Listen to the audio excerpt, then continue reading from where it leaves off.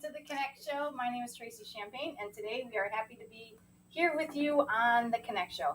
Today we're talking all about building your business, whether it be physical or mental. You need to have both when building yourself or your business. And joining me today are my two co-hosts, Kim and John. Hi, everybody. Like Tracy said, I'm Kim Knock, and my business is Opportunities Knocking. We do social media management, some event planning, and all kinds of craziness. Today, we are happy to have guests Jody Kay and Abby. I'm gonna mess it up. Resh. Good enough. She says good enough. We got a thumbs up. And a special guest segment from Heika.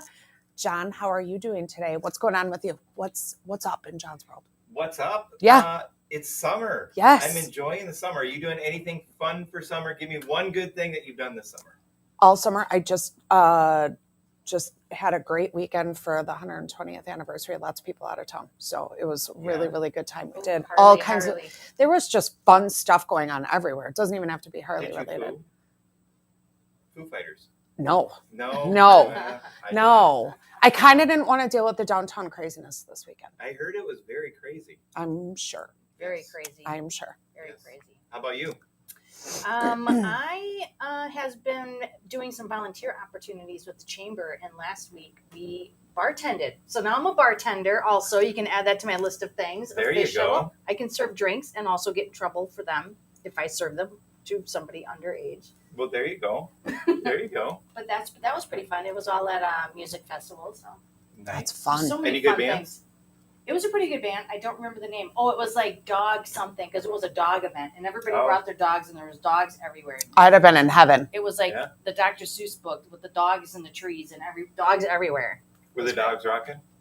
Yeah, and some were fighting. People joke with me that I'm a dog whisperer, so that would have been big trouble for me. I would have just been surrounded by dogs. Yeah. That would have been an interesting thing to see. I did the Gathering on the Green with Ann Wilson from Heart and Mickey Thomas from Starship. And he parked right next to me as I was setting up, and he said, "Hey." And I was like, "Hey." And I knew he looked like a rock star from the days gone by, but I didn't know who he was. So I got a hey from like a rock icon. So my week was pretty much made. Much set. Yeah. Nice. Yeah, that and the tacos were pretty decent. Tacos. Mm-hmm. I could eat tacos every day. So, yeah. Moving ahead. Yeah, moving ahead.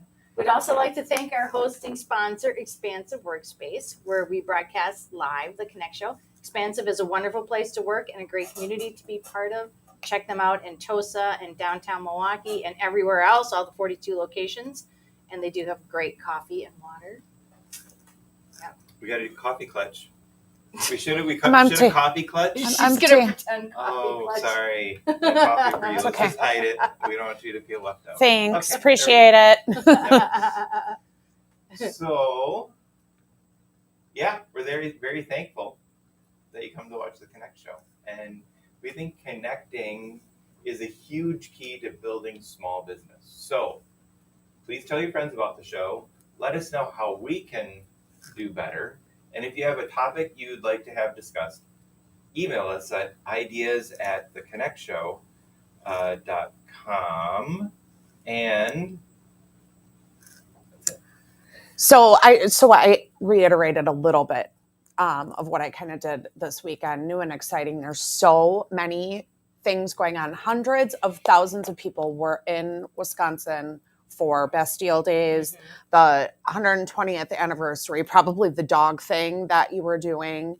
And it was amazing to see so many people together, and my work almost kind of never stops, right? So I was networking, meeting people, and just building excitement, helping build excitement of community. So many people had no idea the amount of small business and everything Milwaukee has. So we have a food scene. I saw Top Chef is coming to Milwaukee, by the way. Yes. That's super exciting. So like we're ending up on this map, and it's just so cool. And I connected with people all over the country just And it wasn't about like me selling myself or selling my business, but just being able to meet and see how many small businesses and the variety of things that are out there that are supporting these people to even be able to come here. I thought that was super, super cool. And you guys all know I have the food truck website. I can't tell you how many food trucks I saw this weekend. Oh. They were all so excited about the website. They were like, I didn't know. And so, And the food trucks, they're really joining in with a lot of these events. Every time you go to the events, you're seeing, and then not only are they advertising the event, they're advertising the food trucks that are going to be at the event to help promote them, which I think is great. And I am telling you, food trucks have some amazing cuisine. It's no longer like a Roach Coach situation. You have this is how some of the top chefs in Milwaukee have started their businesses, is out of a little trailer, and they've grown to expand. I had some good food this weekend. So, that's I guess kind of an update for me. But man, it was a lot of connecting, and you never stop business when you're a small business owner, ever. So that's a little bit about me. Awesome. So, Tracy, how about you? Well, new and exciting. I do plan to do some kayaking. With my business, I've been really, really working on my fish fry guide. You would not believe how many restaurants are in southeastern Wisconsin that have a fish fry guide. That have a fish fry. Have a fish fry. Yeah. Like so many. And I'm starting to actually start to memorize them because I've looked at them so often. How many do you visit? Do you go on and be like, let me try this fish fry? It's kind of hard, especially because they only have them on Fridays normally, or maybe Yeah. Wednesdays. It would take me 5 years to get to all the restaurants on a Friday. Yeah, for sure. I'm just going to go find one of those people that go eats all the fish fries and then they write an article about it. Exactly. I'm going to go find one of those. I've got that going on for the food truck website, which is cool. Yeah. You don't have to do all the work. Yeah, it's a I good think time. college students would be a good focus group for fish fry testers, because you could have them. They don't have to make fish fry on Friday. It's not some religious thing where it can only be served on Friday. They can make it on Monday for your college students. And college students always need to eat because they're broke. So then you could have them write a review, get a bunch of journalist students. There you go. Beautiful. See? Yes. Good idea. Not a bad idea for a food truck thing, too. Right? I know. I had a good food truck at the Jefferson Starship Heart concert. They had tacos. They were $14, which was, it seemed like they must have been good tacos. They have a lot of good opportunity, or a lot of good variety in the different food trucks. And I had a lot of fun. There was a big line at the Stone and Flower Girl, or what is it? Girl in a Flower Stone? and Flame. Oh. The one with that big, huge, round stone truck, and she's everywhere. She's killing it. She's doing pizza. Pizza. Yeah, I think that's Flower and Flame. Yeah. Yeah. Yeah. I mean, they're so good, and the line is so big. But I can't wait for their restaurant to happen, because that's going to be good. I feel like they're working on it. I feel like I've seen articles. Yeah. Yeah, they have that The Bear feel to it. Are you watching The Bear on Hulu? No. They have that feel to it. It's a restaurant show. It's all the rage. Everybody's doing it.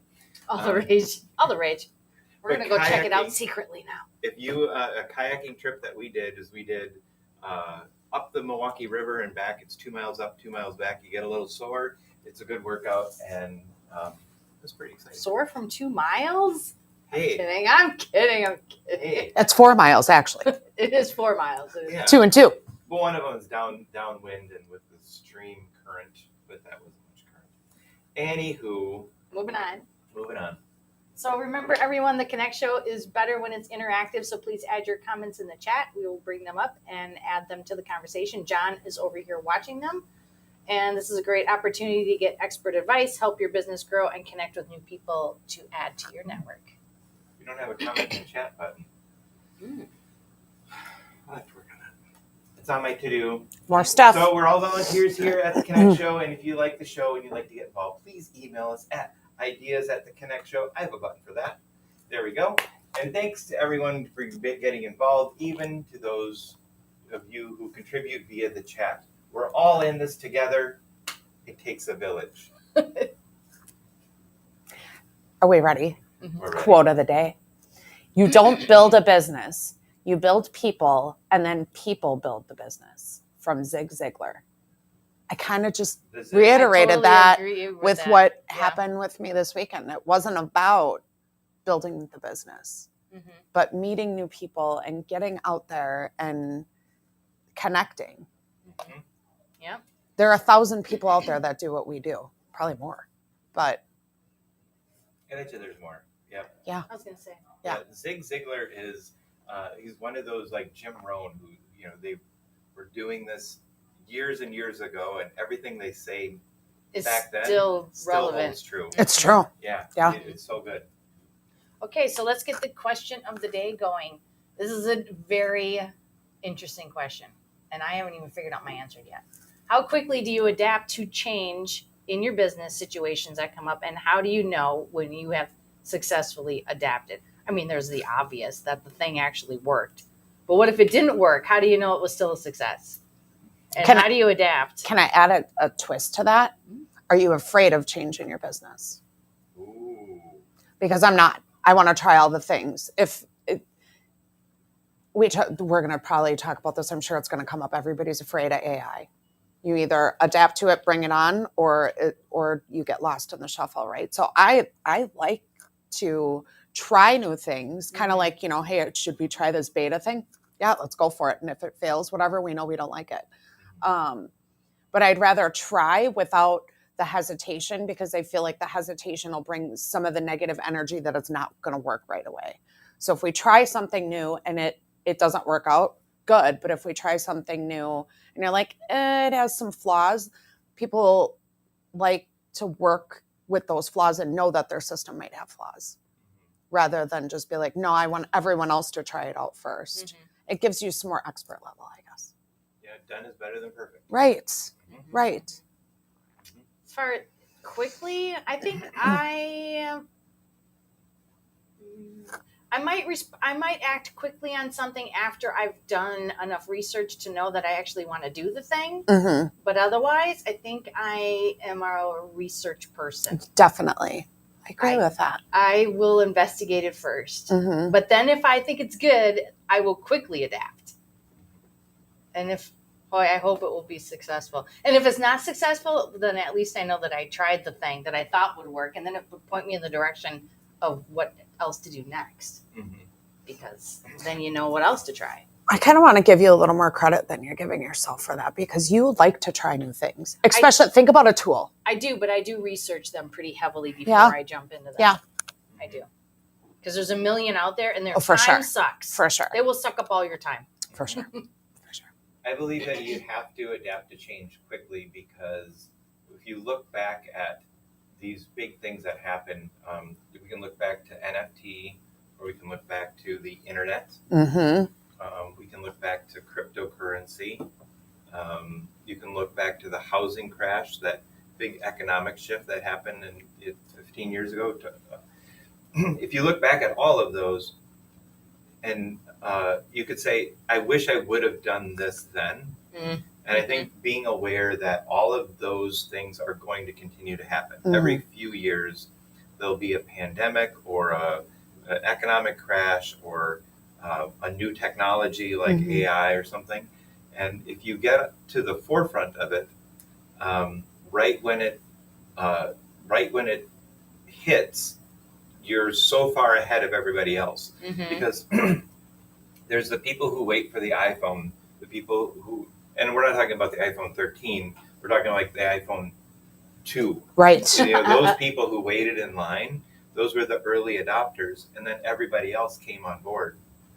Those early adopters, they bought stock in Apple, they invested in Apple, they did all of those things. And now, if you look at where they're at, now that iPhone 13 is out,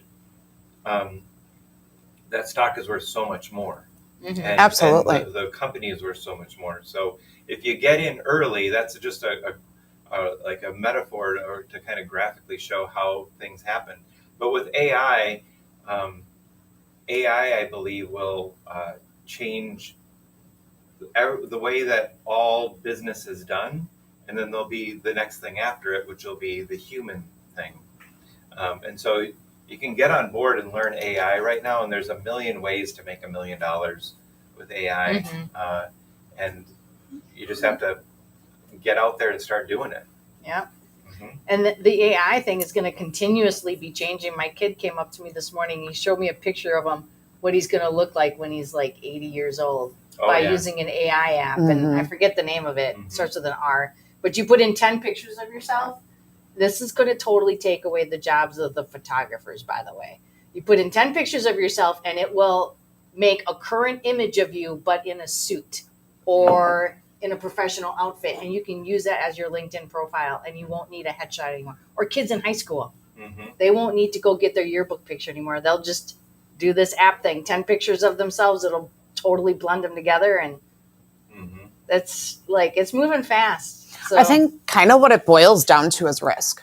How much risk are you willing to put in your business? Right. And a lot of, I love the term small business owner, but I kind of hate it because it defines you as small, right? But I think to start a business is always a risk. And so you're more of a natural, somewhat risk taker when you're starting a business. And I think in that I think field you have to or be whatever, a risk taker.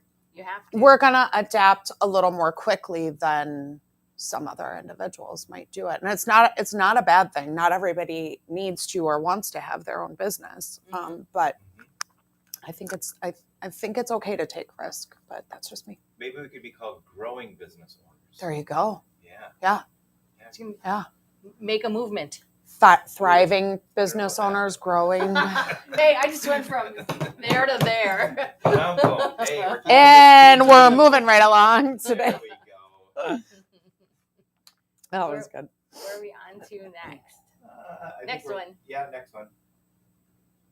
Do you have any comments in the chat? Nope. No. Comments in the chat. No comments in the chat. Where are you guys? Speak up. Speak up. Okay, so next we have a transition into Miss Heike. Yep, and let's see. This is gonna all work. Heike Insights. Like her little. Hello.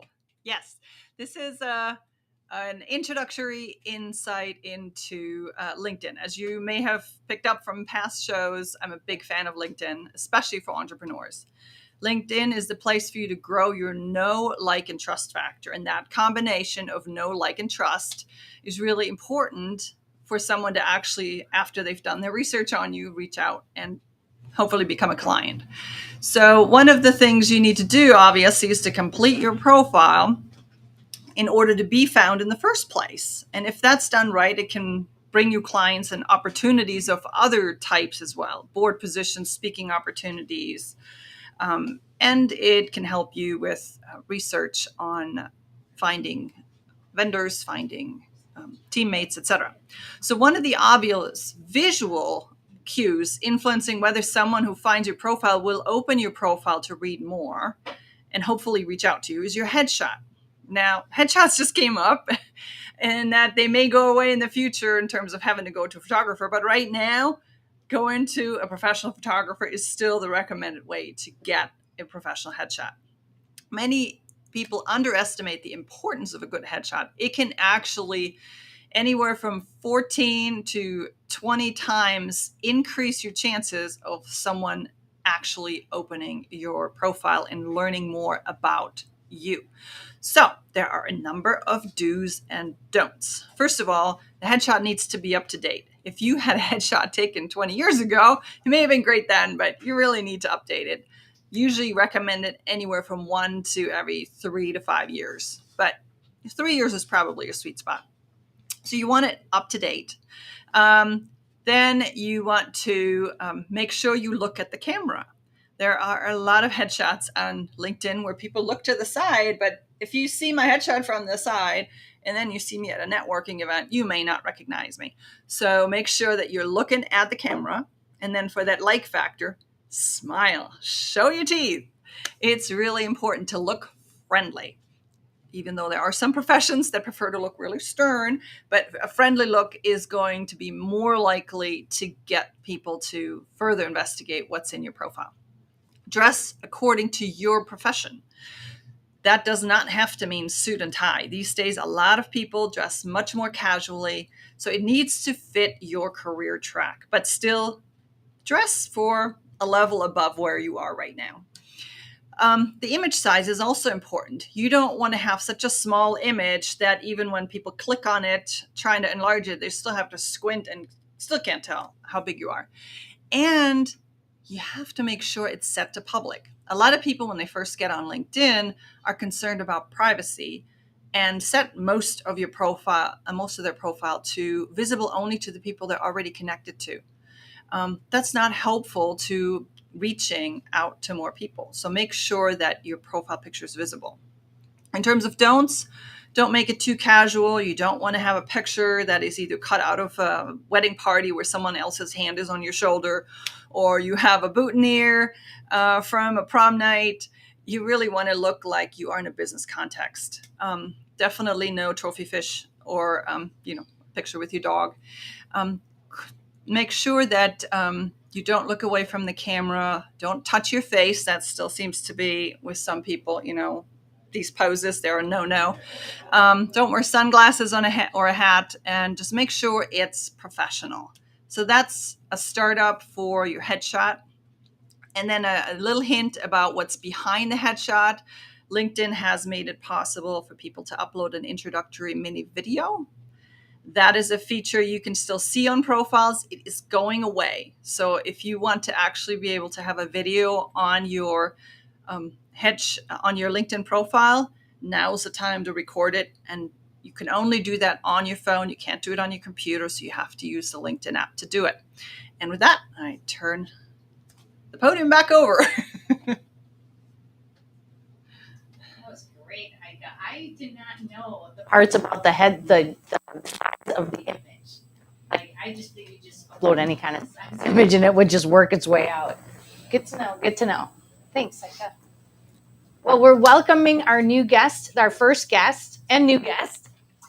Jody is here today. She's a social worker and seasoned inpatient discharge planner at level 2 inpatient setting for over 15 years, combined with certifications in social work, care management, and advanced steps of advanced care planning facilitation. Jody K has over 2 years of experience working with residents and families in the nursing home setting. She has a well-defined skill set and superior knowledge and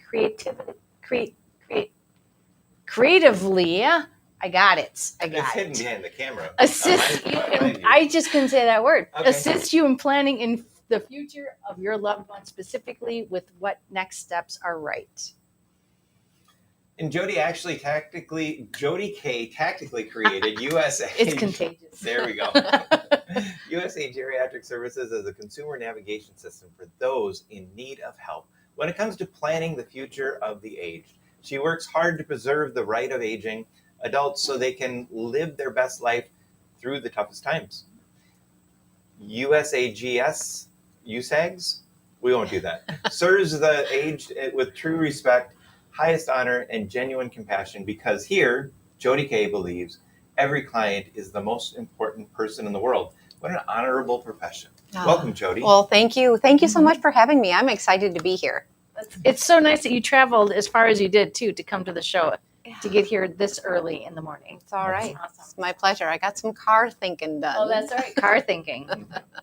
So we're going to ask you the audience question of the day. And how do you adapt to change with your business? How quickly do you adapt to change? What are your thoughts on that? Yep. So for me personally, it is critical that I am adaptable, because in my field, no one case is the same. So I have to meet your needs. You don't meet my needs. I meet your needs. So it is highly important for me to be fluid and to be able to make changes as they come up. Mm-hmm. It's not uncommon for me to be working with a client and their aging loved one, and suddenly they take a turn for the worse. And now we've got to change our plan. I mean, it's not just a one-size-fits-all program that I offer. So, and how do I know if it's successful?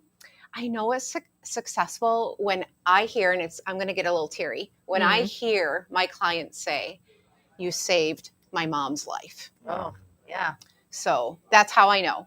That's awesome. That's beautiful. That's beautiful. So, how is your business different from the other placement services that are out there? So that's a wonderful question. So one thing is that I started as a hospital discharge planner. So I 100% understand the healthcare system inside out, upside down. So I don't necessarily take no for an answer when I'm making a referral somewhere. That was my job when I was working at the hospital. My job is to break down barriers and find ways to make the plan successful. So the other part, and this is unique in that a lot of the placement services, they don't charge you anything, but really what happens and what can be a little bit tricky is the community that will admit these new residents. The community will pay the placement service the first month's rent. So if it doesn't work out, bad relationships are formed. But for me, and what I think is so incredibly important and helpful is my clients pay me, their families pay me, which makes me highly accountable and it makes me do my job very, very quickly. So to me, that's my motivator, that you hired me. And so I better be doing my job and I better be doing it right and to the best of my ability. Yeah. That's awesome. So what is your experience in finding the right place for someone? What can somebody expect out of when they come to you? Oh, good question. So what I do is, we first of all get our contract signed and get all that paperwork taken care of. But the first step, and I can work anywhere in the U.S., that's why I am USA Geriatric Services. Everything is virtual. So the first step is getting the family on a Zoom call and the one that I'm going to be serving. It's so important that I see the family together and then I do a functional screen. So I'm a licensed social worker, so a functional screen is a piece of cake for me, but I have to know what I'm working with. So I can't have a family member say, "Oh, you know what? My dad is independent and moving around and no problem." And then I get on the functional screen and I ask them to stand up for me and they can't. That's why I do that. So that's the first thing is I actually do that functional screen. And then I get to know my client just a little bit better, because it's important that I serve that family exactly how is going to best serve them. For instance, here's one of my favorite examples, and that is, let's say that there is a rural family that dad was a farmer and used to milk the cows and was never liked going to town. Well, I'm not going to plunk that farmer into this big community where he's going to get lost. So that's my expertise, is finding that right community for the client every time. So it's a very personal experience that you're working with these people with to fit their needs. Yes. That's awesome. Yes. Yep. Okay, can you tell us a little bit about a success story? You told us a little bit about the farmer, but do you have a success story of a particular client? I do, yeah. So this one is just coming to my mind right away. So typically, I'm going to be honest, and this might be interesting for your audience too, especially those who have aging parents or know someone who does. It really takes the children longer to adjust to a possible change than it does the elderly person, because the elderly person knows it's coming. And the children a lot of time don't want that to happen. So with this success story, it took the children 7 months to call and commit to me finding the right place. And I did my research. I typically call 8 to 10 different communities. I have a list of 20 questions to ask. And if they don't answer the questions the way I like, they're not going to get a referral. So I presented the family after my research with my top 4 choices. And they were kind of scratching their head a little bit. And they said, those weren't even on our radar. Are you sure this is where you want us to look? I said, yes, please do. So they went with my first choice. And I tell you what, Mom had been living alone in an independent apartment, losing weight and going downhill. We got her moved in. And it was within a week and a half, she turned around, got offered antidepressant meds, and boom, it was just wonderful. And she is thriving and participating in everything. And it turned out to be a beautiful thing. But they trusted me. Yeah. To After a while, it took them a little bit. It did, and trusted my research. I hope they're not feeling too guilty, those kids. No, I wouldn't let them do that. They did the best they could. I mean, you can only do the best that you can. That's a hard decision. I mean, oof, that's a hard one. Yeah. That's an awesome story. Yeah. That's awesome. Thanks. Yeah. So thanks for joining us today. Do you have any offers or events you'd like to share with our audience? Yeah, I do actually have a free online course that I'm going to be presenting August 23rd, and you can find it on LinkedIn. Okay. It is caregiving strategies for when it is time, strategies for caregivers when it's time to move your aging loved one into alternative living. So that is coming up for free. Offers, you can find exactly what I do for placement services, but I briefly just want to touch one. I think my favorite part of my job is my emergency consulting services. I get lots of calls every week from folks that, hey, my mom is in the emergency room right now and nobody's talking to us. We don't know what to do. They're trying to kick us out. I can't take her home. What do we do? Because of my experience in the hospital, I know what to do, I know what to say, and I can guide you through that process. Okay. That's awesome. Yeah. That is a Thank very you for good all you service. do. Yes, We absolutely. appreciate it. My pleasure. And we do have a page for you on our website. It's theconnectshow.com/Jody K. Benusa. You got it. All right. Score for me. There we go. So, and we're on to Kim.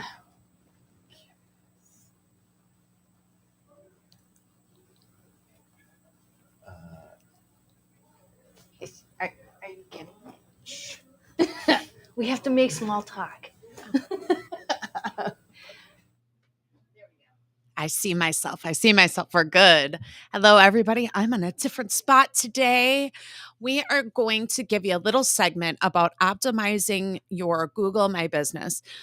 A lot of people know that I do social media management. And when people think of social media, they think about Facebook and Instagram, TikTok, and all of the really well-known ones. Another thing that we specialize in is Google My Business. Everything that you have on social media, I love it. It's super important, but you don't own a single thing on there. You own your website, and Tracy can help you with your website and make sure your website does all the great things for Google.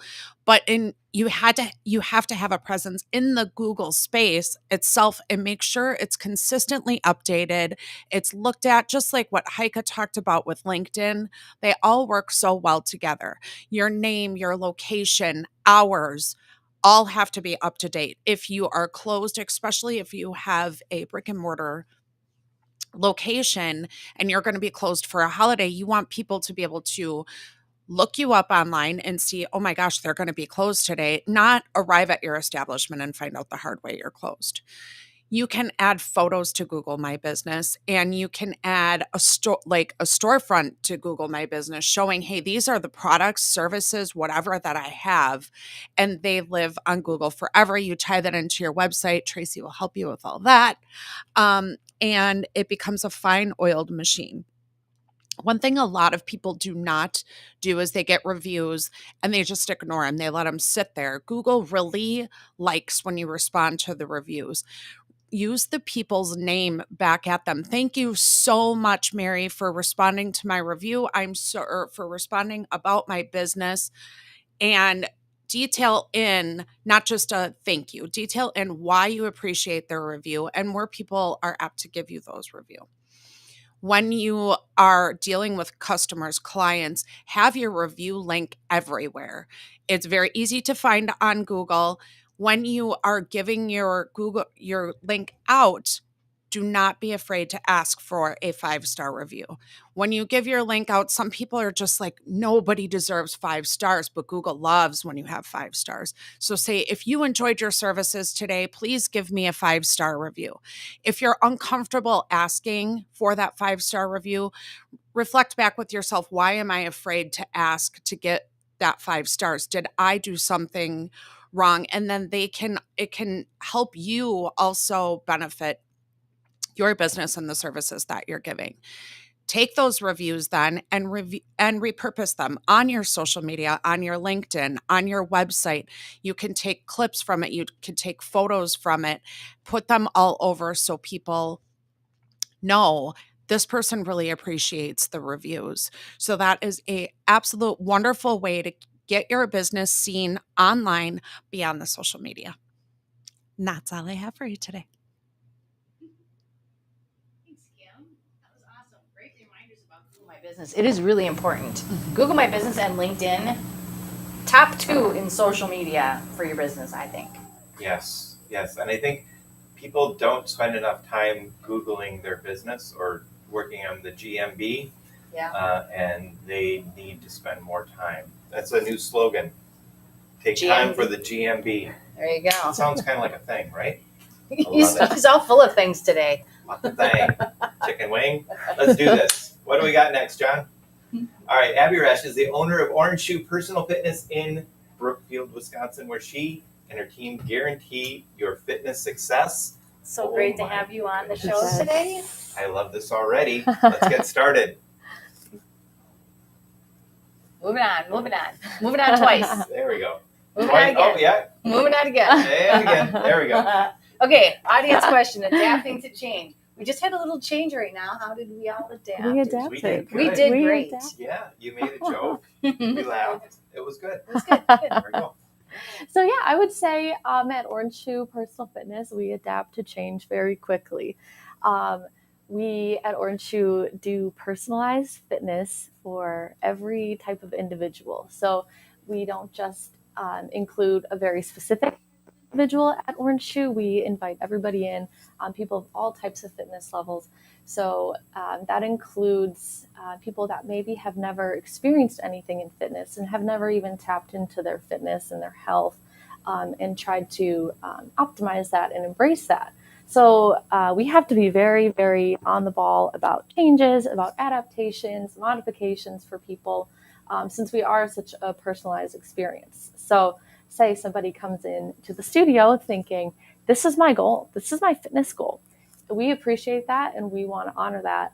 And then we go from there, and maybe we take 5 steps back and we say, all right, let's attack that goal eventually, but let's see and adapt to where you're currently at. And so I would say that's a way we kind of adapt to change in that setting.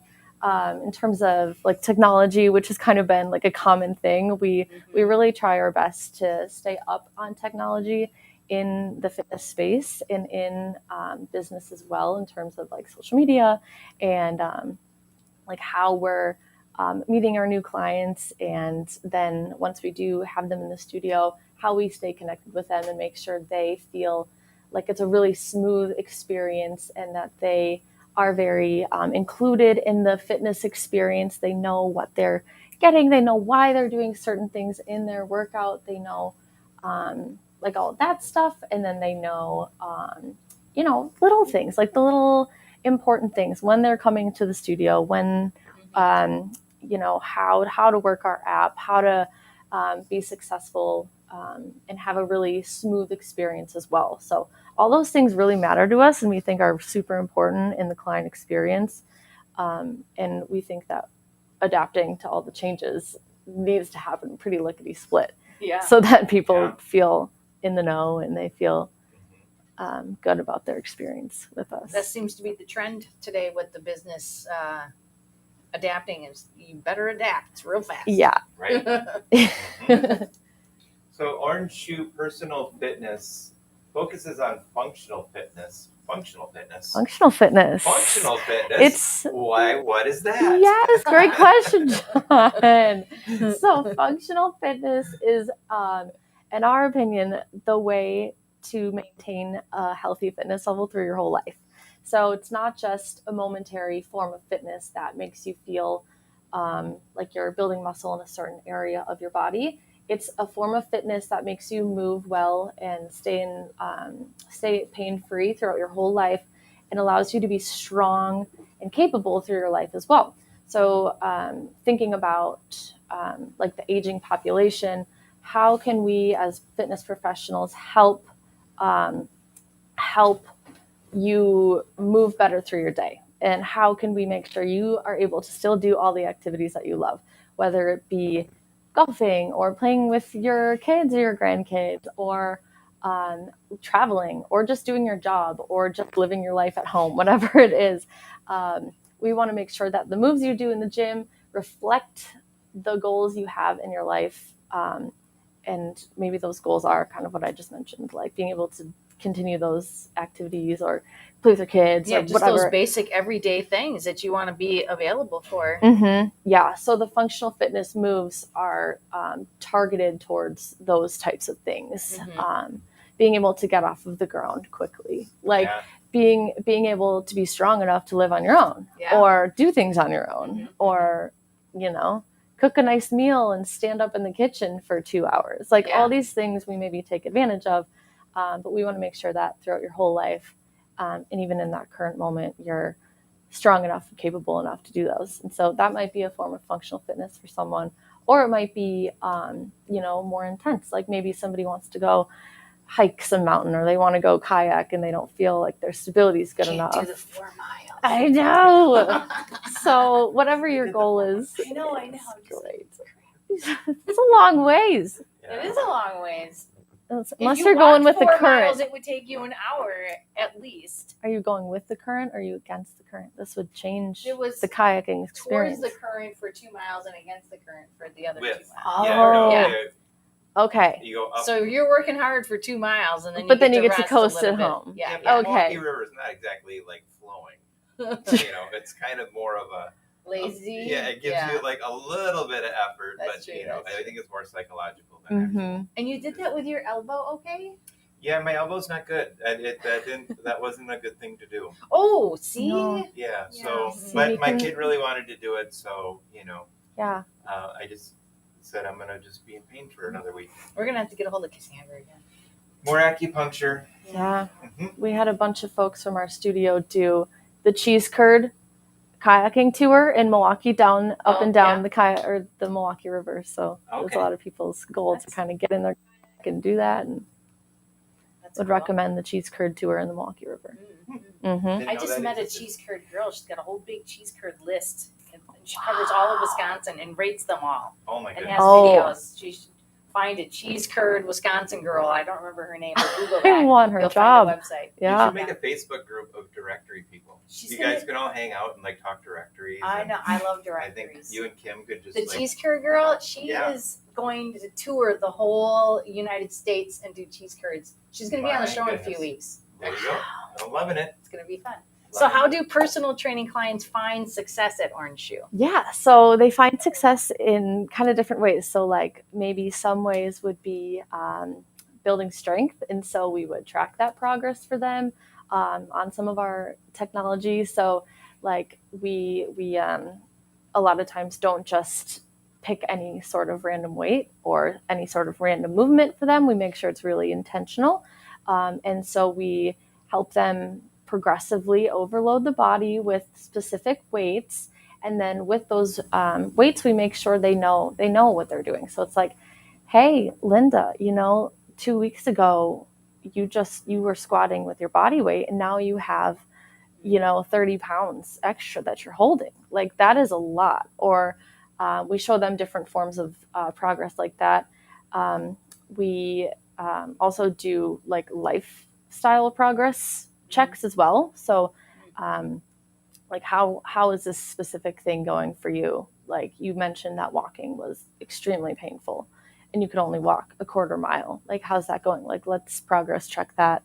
So we do a lot of different kind of specific things for the person. It's going to look so different with each client. So different. But we have a lot of fun forms of progress checking like that. And That's good. It keeps them motivated. Mhm. Yeah. Sometimes you might not see that if you're just doing it on your own. Exactly. Yeah. And having somebody to make sure that you are moving forward and you're not just doing the same old thing every single day, or every week or whatever, you're making sure. So you have that professional kind of pushing you to finding what your limits are, and kind of pushing you towards those spots that make you feel good, strong, feel like you're getting better.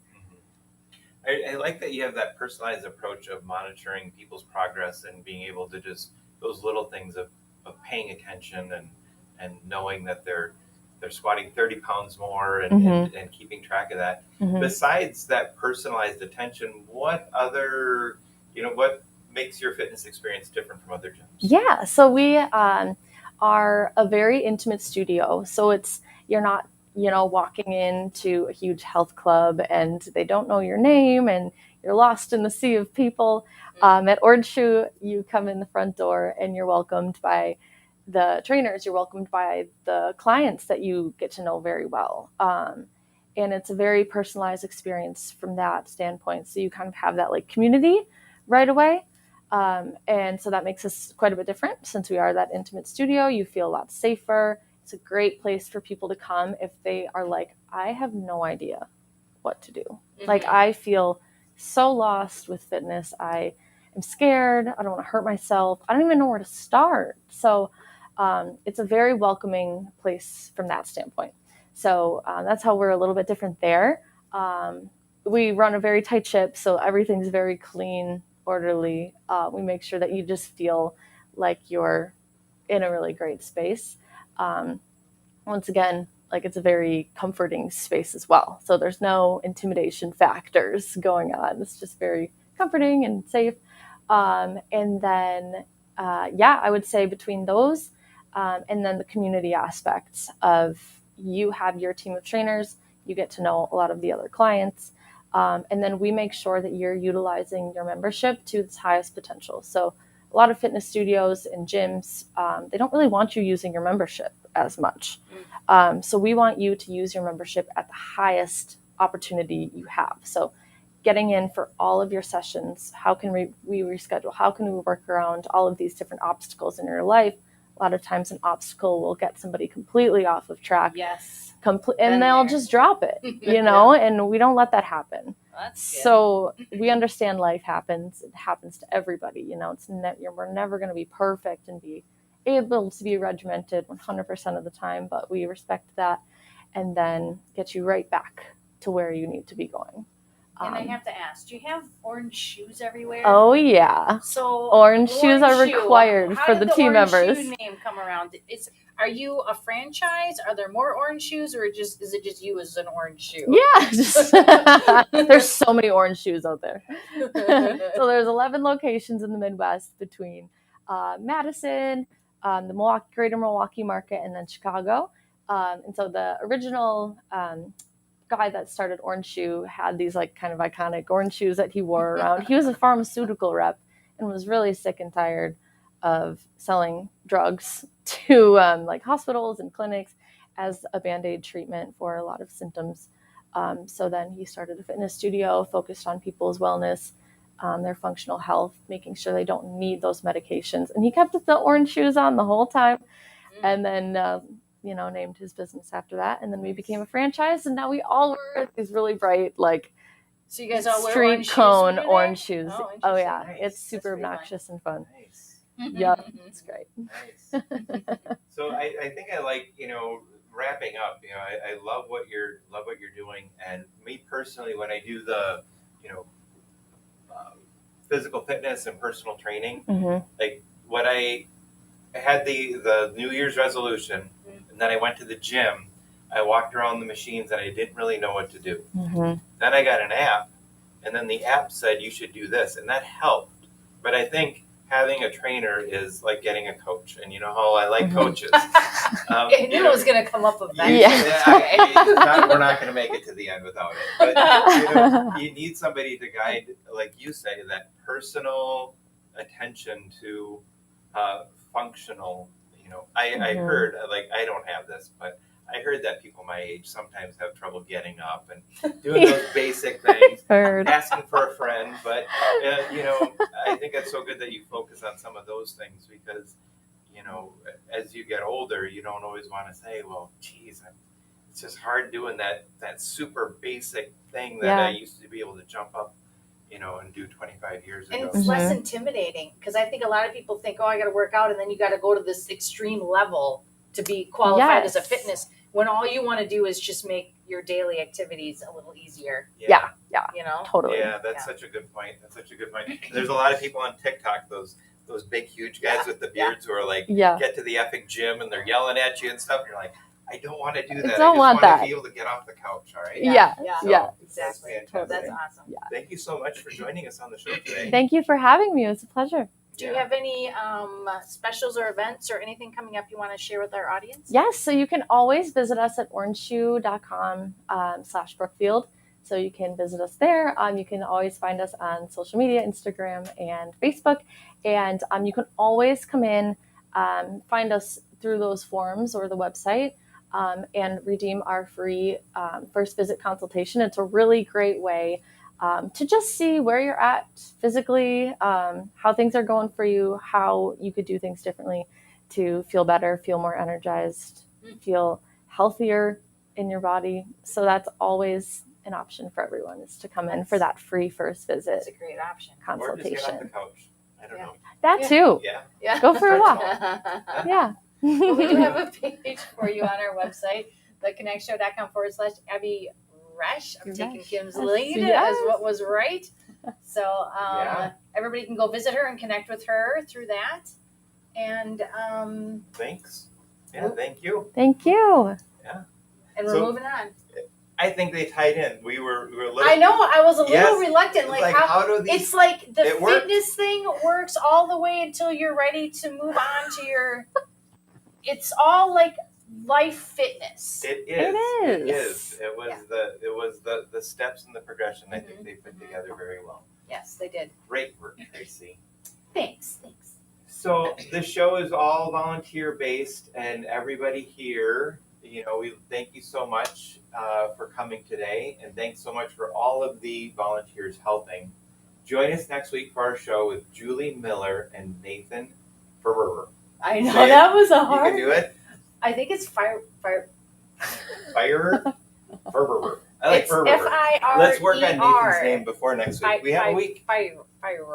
Yes, I've never seen this word before in my life, so we did our best with what we have. So sorry, Nathan. Nathan. Sorry. We love you. I did talk to Nathan this morning. I will apologize when I responded. We need to phonetic it out. We need like the dictionary syllables. I don't know what the dictionary means. All those little lines and dots and slashes. It's very confusing. Let's keep it basic. Oh, jeez. There we go. And we want to thank everybody to recap for the day. Just like John said, I know that was a bunch of blurbs. I'm trying to guess what's coming. So good. I don't know. I thought we had a great show today. We had some great guest segments from Heike and Kim. I think that those were great transitions. I love them. We had two great guests. John's up here in the studio, which is a rarity. It was a great show. It was fun. It was fun. I'm ready for more summer. Everyone ready for more summer? That's a lot of enthusiasm. I love it. Keep it going. Do it. They're all mesmerized. There we go. So thank you for joining us on our show today. Please help our community grow by reaching out and inviting one person who you feel will benefit from being part of the journey. Please like and subscribe if you're in social. This little act goes a long way. And if you like something you saw, please comment, and we will see you soon. See you soon.